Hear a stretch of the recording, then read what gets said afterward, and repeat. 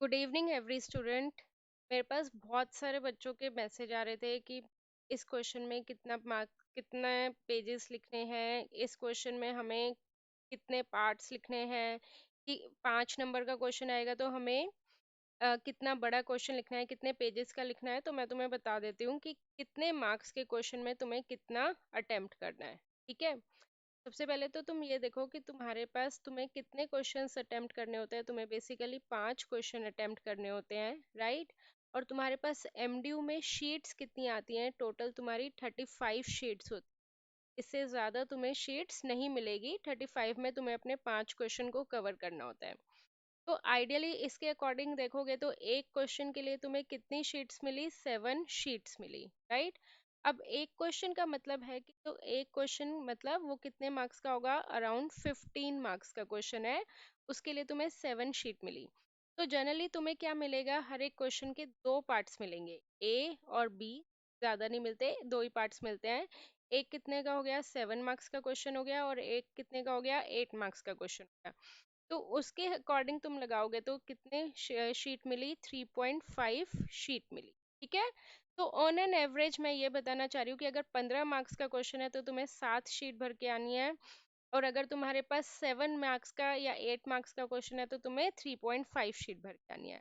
अब तुमने सुना होगा कि एमडीयू में कहते हैं कि शीटें भरने पे मार्क्स मिलते हैं, but ऐसा कुछ कुछ ठीक कह सकते हो, कुछ कुछ नहीं। बट ये चीज़ थ्योरी के लिए वैलिड है, न्यूमेरिकल के लिए वैलिड नहीं है कि तुम न्यूमेरिकल के लिए 7 शीट्स फिल करके आओगे। ठीक है, अब देखो 3.5 शीट का मतलब क्या है कि जैसे तुमने अपनी शीट खोली, फर्स्ट वाला ब्लैंक होता है, एक शीट यहाँ पे है, ये 1 शीट काउंट होएगी।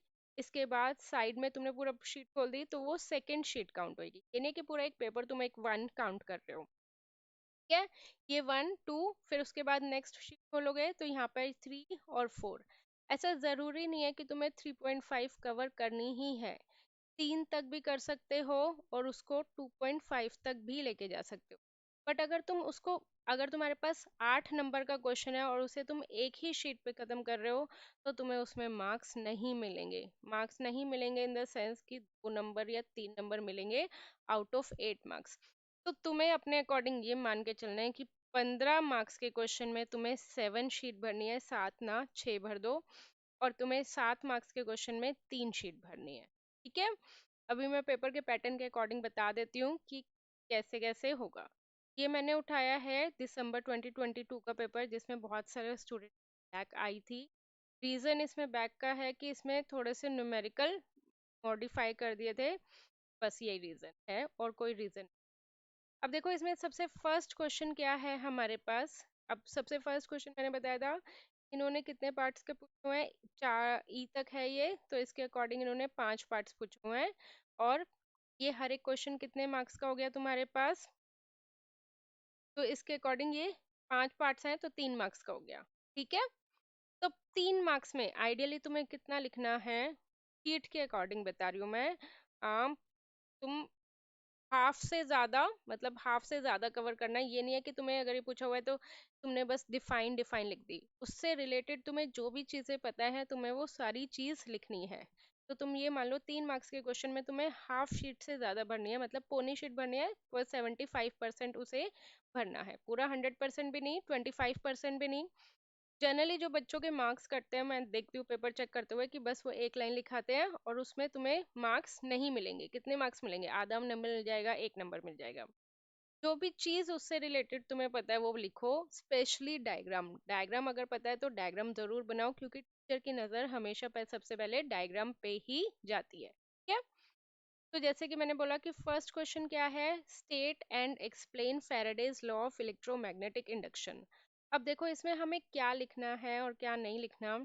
फैराडे ने हमें दो लॉ दिए थे, एक था हमारा फैराडे फर्स्ट लॉ और एक था हमारे पास फैराडे सेकंड लॉ। दोनों लॉ की स्टेटमेंट लिख के आनी है। ठीक है, दोनों लॉ की स्टेटमेंट लिखनी है। उसके बाद सेकंड लॉ का एक मैथमेटिकल एक्सप्रेशन भी था। क्या मैथमेटिकल एक्सप्रेशन था? That is E is equal to minus N D phi by.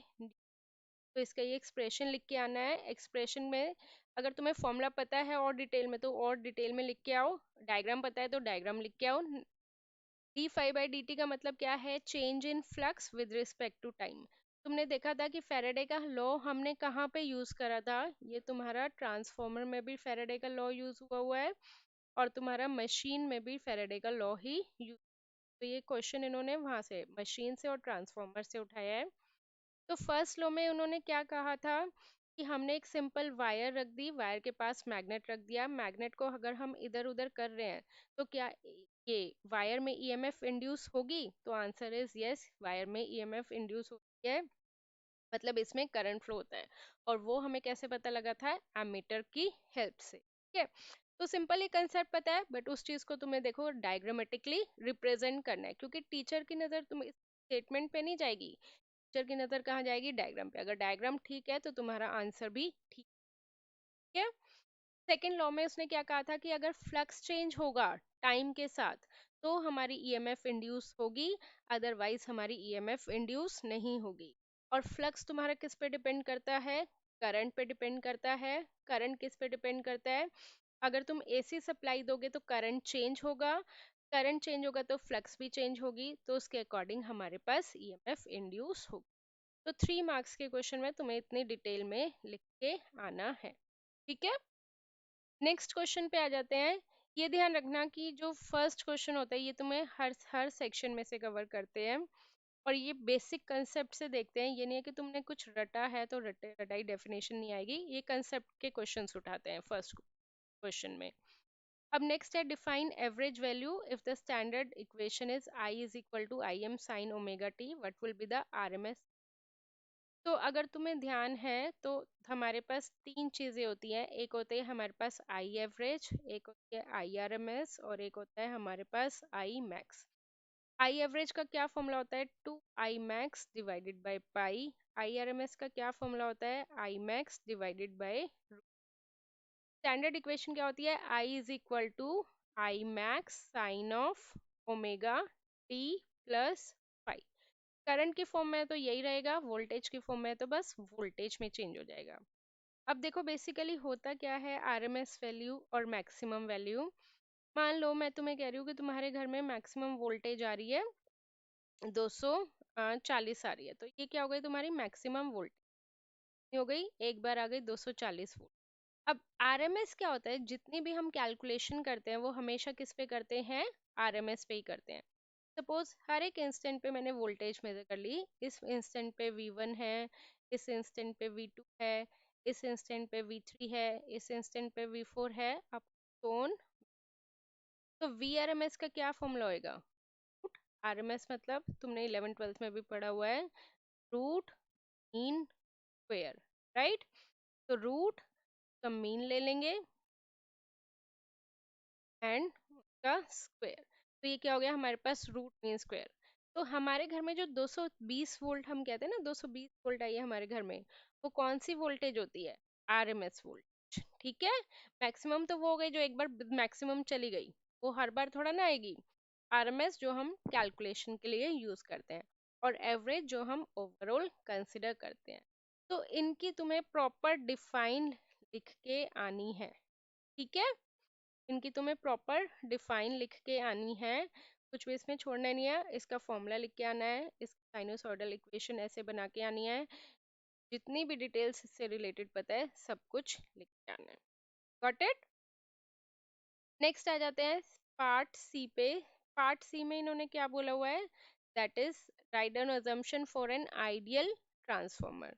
देखो अब आइडियल वर्ड क्या होता है? आइडियल वर्ड आया कहाँ से है कि आइडियल, जैसे मैं तुम्हें कह रही हूँ कि तुम अपने मम्मी पापा के आइडियल बच्चे हो, तो उनके हिसाब से तुम्हारे इलेक्ट्रिकल में 100% मार्क्स आने चाहिए, फिजिक्स में भी आने चाहिए, मैथ्स में भी आने चाहिए, आने चाहिए ना? पर आएंगे? बताओ, आएंगे तुम्हारे मार्क्स सब में 100% आएंगे? इलेक्ट्रिकल में आ जाएंगे? आइडियल ट्रांसफॉर्मर मतलब कि जो क्या होता है, बिल्कुल लॉसेस से फ्री हो, कोई भी कमी ना हो। तो उन तुम्हारे माँ बाप के अकॉर्डिंग तो तुम अब उनके आइडियल बच्चे हो कि तुम में तुम्हारे अंदर कोई भी कमी नहीं है। बट क्या ये चीज प्रैक्टिकली पॉसिबल है कि तुम हर चीज में 100% स्कोर करो, स्पोर्ट्स में भी 100% और स्टडीज में भी? नहीं, ये सुनने में ही अच्छी लगेगी बट ये प्रैक्टिकली पॉसिबल नहीं है। तो उसी तरह आइडियल ट्रांसफार्मर है। आइडियल ट्रांसफार्मर का मतलब जिसमें कोई भी कमी ना हो, जिसमें कोई भी लॉसेस नहीं होंगे, ठीक है।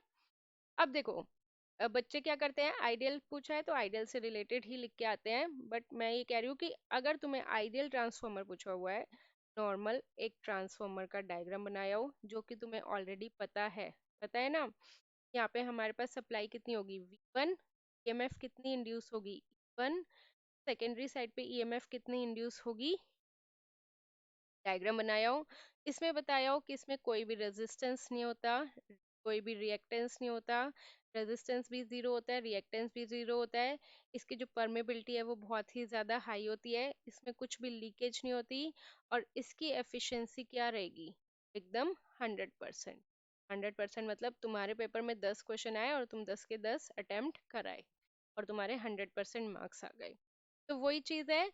इसके अलावा तुम्हें एक चीज और पता होगी, ट्रांसफॉर्मर की टर्न रेशो, पता है ना क्या होती है टर्न रेशो हमारे पास ट्रांसफॉर्मर की, that is N2/N1 is equal by V1 is equal to I1 by I2 equal to, okay. Because teacher को सीधा ये फॉर्मूले दिखेंगे चेक चेक करने के हिसाब से, और डायग्राम दिखे, तो वो चीज जरूर लिख के आना। आइडियल ट्रांसफॉर्मर नहीं भी पता तो उससे रिलेटेड जो चीज पता है लिखाना, बिल्कुल ब्लैंक मत छोड़ के आना, ठीक है।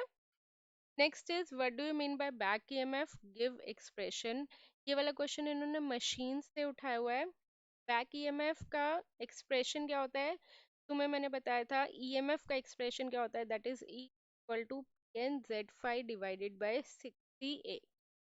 मैंने बोला था कि इस पे बेस्ड डायरेक्ट फॉर्मूला न्यूमेरिकल आता है तो डायरेक्ट आता है, इसको डिटेल में जाने की जरूरत नहीं है, बट फॉर्मूला तुम्हें याद करना पड़ेगा। बट इसमें हमारे पास P क्या है, जैसे equal to PN Z5 divided by 6A, ये फॉर्मूला सबको याद होना चाहिए। ये डीसी मोटर या डीसी जनरेटर के केस की ईएमएफ का फॉर्मूला है। अगर हम डीसी मोटर की बात करें तो उसे हम बैक ईएमएफ हैं। P क्या है, इसमें नंबर ऑफ पोल्स हैं, इसमें N क्या है, स्पीड है कि तुम्हारी मोटर कितनी स्पीड से घूम रही है इन मेजरमेंट ऑफ आरपीएम, रेवोल्यूशन पर मिनट। Z क्या है, इसमें total number of armature conductor कि तुम्हारी ईएमएफ कितने कंडक्टर में इंड्यूस हो रही है। Phi is the flux, useful flux per pole होता है, और फ्लक्स की यूनिट क्या होती है, वेबर। ए मैंने बताया था, ए क्या होता है, टाइप ऑफ वाइंडिंग, ठीक है। इसमें मैंने फर्दर और डिटेल में बताया था, दो टाइप्स की वाइंडिंग होती है हमारे पास, एक होती है लैप वाइंडिंग और एक होती है हमारे पास वेव वाइंडिंग। लैप के केस में ए की वैल्यू पी के इक्वल होती है, वेव के केस में ए की वैल्यू 2 इक्वल होती है, ठीक है। ये तो इन्होंने जो एक्सप्रेशन पूछा था ये डिटेल में बता के आना है। उसके बाद इन्होंने पूछा हुआ है सिग्निफिकेंस कि बैक ईएमएफ का क्या फायदा है। इसके अलावा हमारे पास मोटर का एक और फॉर्मूला होता था, दैट इज यहाँ से ये वाला फॉर्मूला था, E is equal to V minus I A R A, ये फॉर्मूला था। तो यहाँ से अगर मैं आई ए की वैल्यू निकालूंगी तो आई ए की वैल्यू यही आ जाएगी। अब देखो ध्यान से समझो कि बैक ईएमएफ का क्या फायदा है। अगर तुम्हारी मोटर में बैक ईएमएफ जनरेट नहीं होती, बैक ईएमएफ कितनी होती, तो आइए आर्मेचर करंट का क्या फॉर्मूला बन जाता, डिवाइडेड बाय आर ए। एज मान लेते हैं हमारे घरों में कितनी आती है दोस्त, मान लेते हैं रेजिस्टेंस आर्मेचर का बहुत ही कम होता है 0.5, तो इससे करंट क्या आती, ज्यादा आती या नहीं आती। हम्म। अब उसके बाद देखो मान लो कि अगर अब बैक ईएमएफ जनरेट हो गई तो आई इज इक्वल टू, वोल्टेज तो उतनी रहेगी, मान लो बैक ईएमएफ जनरेट हो गई 200 वोल्ट और रेजिस्टेंस भी सेम रहेगा, तो अब कितना होएगा 20/0.5, राइट। तो इस केस में आर्मेचर करंट क्या हो गई, कम हो गई। अगर तुम मोटर को नेसेसरी से ज्यादा आर्मेचर करंट दोगे, मान लो उसकी रिक्वायरमेंट है 10 या 15 एम्पियर की और तुम उसे दे रहे हो 100 एम्पियर, तो मोटर क्या होगी, चल जाएगी, है ना।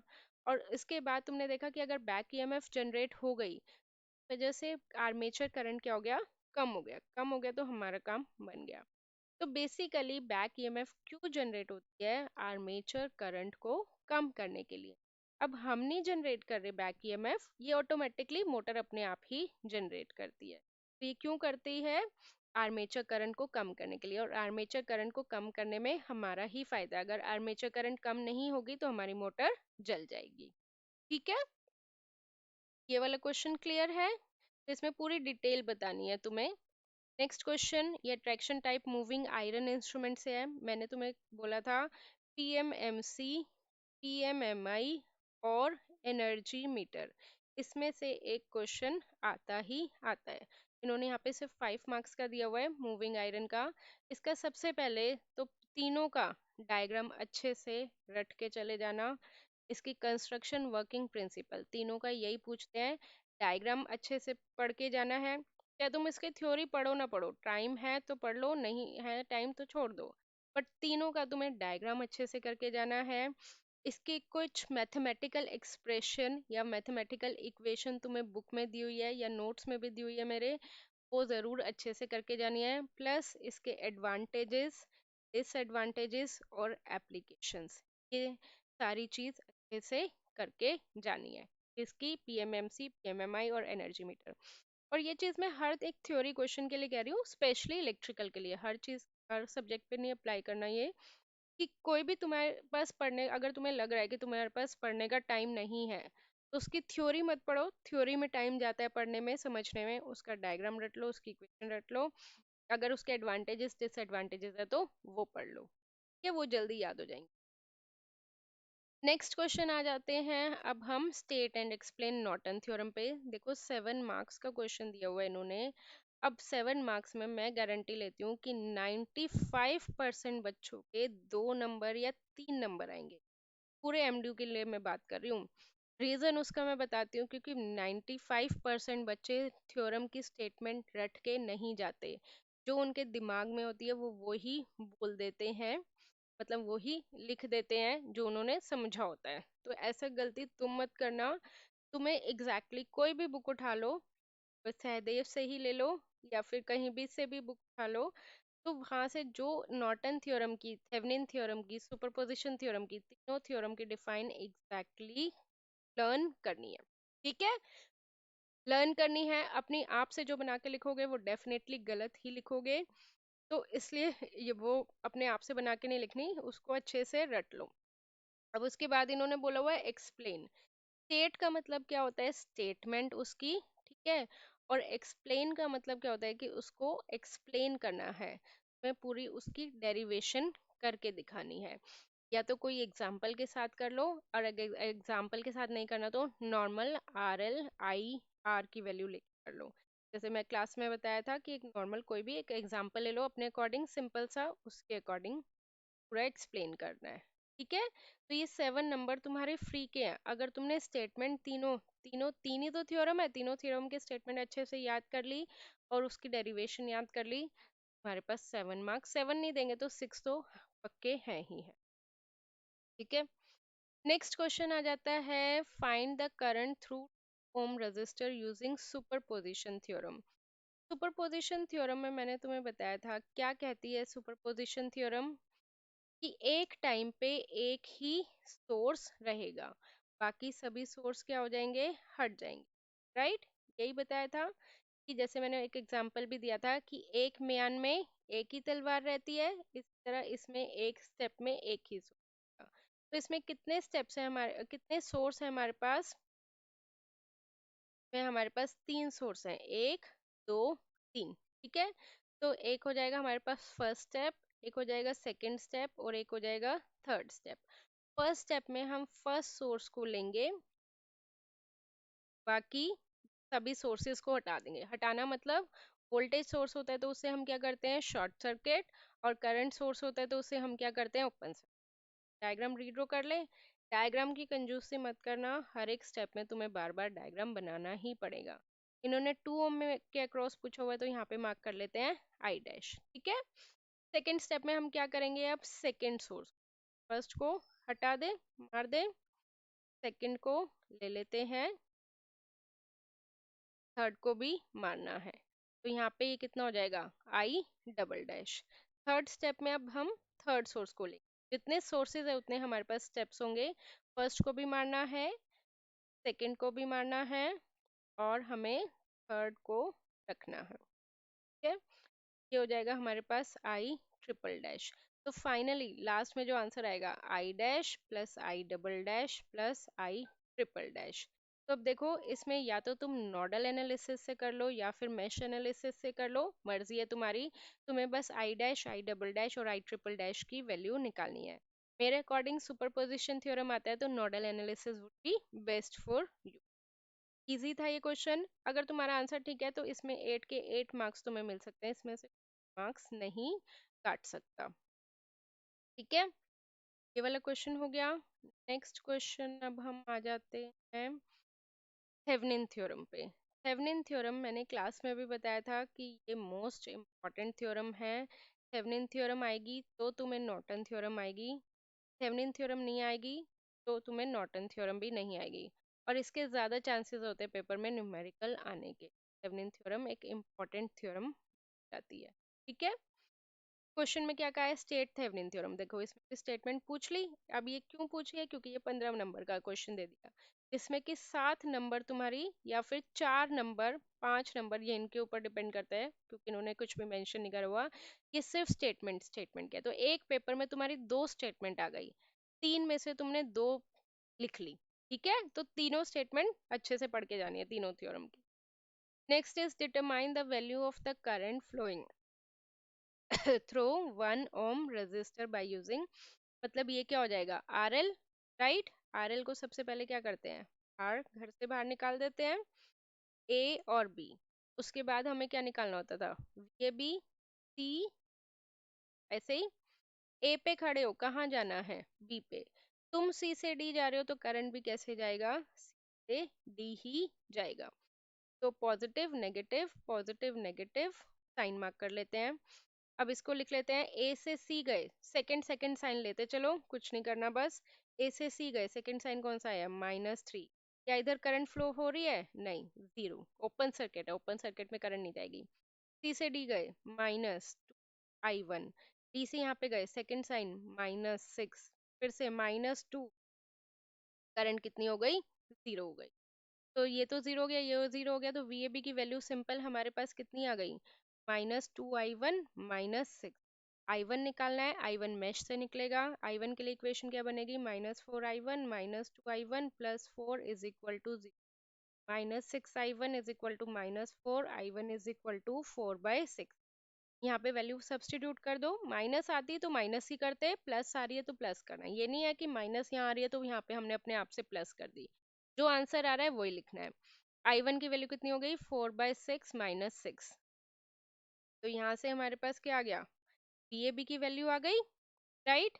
अब नेक्स्ट हमें क्या निकालना है, आरटीएच। आरटीएच के लिए हम क्या करेंगे, वोल्टेज सोर्स को शॉर्ट, करंट सोर्स नहीं हुआ, तो तुम्हारा जो डायग्राम रीड्रॉ के बनेगा वो कुछ इस टाइप का बनेगा।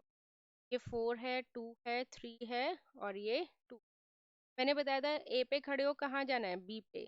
शुरुआत कहाँ से करोगे, जो सबसे दूर तुम्हारा दोस्त है, 4। 4 और 2 आपस में अलग अलग रास्ते पे हैं, तो 4 पैरेलल 2 फिर से कंबाइन कर दो। ये मैं फिर से बोल रही हूँ कि डायग्राम की कंजूसी मत करना, हर स्टेप में डायग्राम बनाना। इतना साफ साफ भी मत बनाना कि कुछ बच्चे मैंने देखा है कि स्केल लेके बैठे होते हैं वो फिर डायग्राम बनाने में ही लगे रहते हैं। मैं भी देखो फास्ट बना रही हूँ बट एक क्लियरिटी है रहनी चाहिए कि क्या बना रहे हो तुम। इसके बाद ये तीनों क्या हो जाएंगे, सीरीज में हो जाएंगे। तो 3 + 2 + 4 पैरेलल 2। लास्ट में तुम्हें पता ही है थेवेनिन की फाइनल करंट का क्या फॉर्मूला होता है, I = VTH divided by RTH plus RL। VTH भी पता है, RTH भी पता है और RL पता है। ठीक है, थेवेनिन थ्योरम हो गया। अब देखो 15 मार्क्स का ये क्वेश्चन अगर तुम्हें आता है, 8 मार्क्स का ये 15 15 30 30 तो नंबर तुम्हारे पास यही हो गए। आगे तुम कुछ पेपर में कुछ भी करोगे तो पास तो हो ही जाओगे, है ना। अब आ जाओ सेक्शन बी का, maximum of the student 80% MDU के बच्चे यहाँ पे इस क्वेश्चन में अटक गए थे। रीजन उसका अटकने का है क्योंकि आज तक इस टाइप का क्वेश्चन पूछा नहीं हुआ था, बट है ये बहुत ही सिंपल क्वेश्चन। देखो क्वेश्चन में क्या कहा हुआ है, the maximum value of alternating voltage are 420 volt. तो वी मैक्स की वैल्यू दे दी कितनी, 420 volt.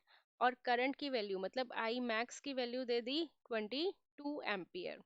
In a circuit connected to 50 hertz, frequency कितनी दे दी, 50 हर्ट्ज दे दी, and these quantities are sinusoidal, sinusoidal मतलब कि ये ऐसे एसी सप्लाई है।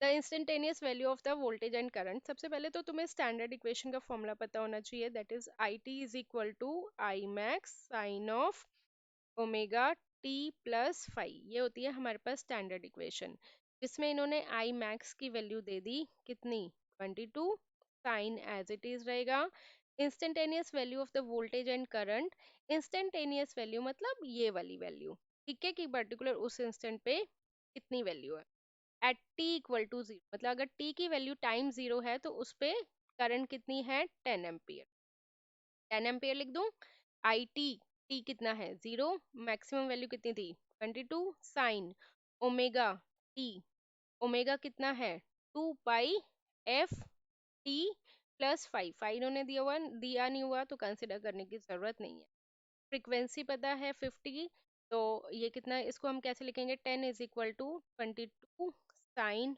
ऑफ 50 पाई टी, टी कितना दे दिया इन्होंने जीरो दे दिया, तो ये कितना हो गया साइन जीरो, तो मतलब तुम्हें सॉल्व नहीं करना, बस एक एक्सप्रेशन की फॉर्म में लिखना है, ठीक है, एक्सप्रेशन की फॉर्म में लिखना है। देखो क्वेश्चन में क्या दिया हुआ है, write down the expression for voltage and current at time T, बस यहाँ पे ऐसे लिख दो आई ऑफ टी, ये मैंने करंट की इक्वेशन बनाई है, इसी तरह वोल्टेज की इक्वेशन क्या बन जाएगी 280 is equal to 420 sine of 50 pi T plus five, determine the power consumed in the circuit, next part में पूछा हुआ है पावर का, तुम्हें पता ही है फॉर्मूला क्या होता है, V multiplied by I, correct, but ये जो हमारे पास क्या है V मैक्सिमम है, मैंने बताया था हमेशा हमें कैलकुलेशन किस पे करनी होती है RMS पे, तो RMS और मैक्सिमम का क्या रिलेशन है, V RMS is equal to V max by root, power निकालना है तो पावर का क्या फॉर्मूला हो जाएगा V RMS multiplied by I RMS, but हमें RMS ना देके क्या दिया हुआ है मैक्सिमम दिया हुआ है, कोई बात नहीं, V max by root two multiplied by I max by root, V max भी पता है और I max भी पता है, तो यहाँ से हमारे पास पावर आ जाएगी। बताओ 10 मिनट से ज्यादा लगेंगे क्या इस क्वेश्चन में, कितने नंबर का क्वेश्चन, 10 नंबर का क्वेश्चन है ना। नेक्स्ट, डिफाइन आरएमएस वैल्यू को डिफाइन करना है और उससे फॉर्म फैक्टर निकालना है, इंपॉर्टेंट क्वेश्चंस में मैंने लिखवाया हुआ था कि तुम्हारे पास तीन टाइप्स के ये फैक्टर होते हैं, एक होता है हमारे पास फॉर्म फैक्टर, एक होता है हमारे पास P factor, RMS value, average value और मैक्सिमम वैल्यू, इन सब के अच्छे से डिफाइन फॉर्मूलेस पढ़ के चले जाना, ओके। अब मैं इस वाली वीडियो में और सारे सारे क्वेश्चंस तो मैं कवर नहीं कर सकती एक ही वीडियो में, अगर तुम्हें आगे वाले क्वेश्चंस का भी सॉल्यूशंस ऐसे पता करना है तो मुझे कमेंट करके बता दो, मैं फिर से एक वीडियो बना दूंगी, ठीक है। मेरे पास, मैं फिर से बोल रही हूँ कि मेरे पास बहुत सारे बच्चों के मैसेज आते हैं कि मैम इसमें कितना लिखना है, तो तुम्हें मैंने अब एक आइडिया दे दिया कि 15 मार्क्स के क्वेश्चन में तुम्हें 7 शीट भरनी है। अब कुछ बच्चे कहेंगे मैम हम इतने 7 शीट कैसे भर रहे हैं, एक बच्चे ने भेजा था कि रेजोनेंस में हमें ये करना है तो उसमें कितना लिखना है, तो अब वो 7 शीट ना करके 6 शीट तो तुम्हें भरनी पड़ेगी, उससे अगला पिछला जो भी तुम्हें आता है उससे रिलेटेड लिख दो, ठीक है। नेक्स्ट क्वेश्चंस के आंसर चाहिए तो मुझे बता देना।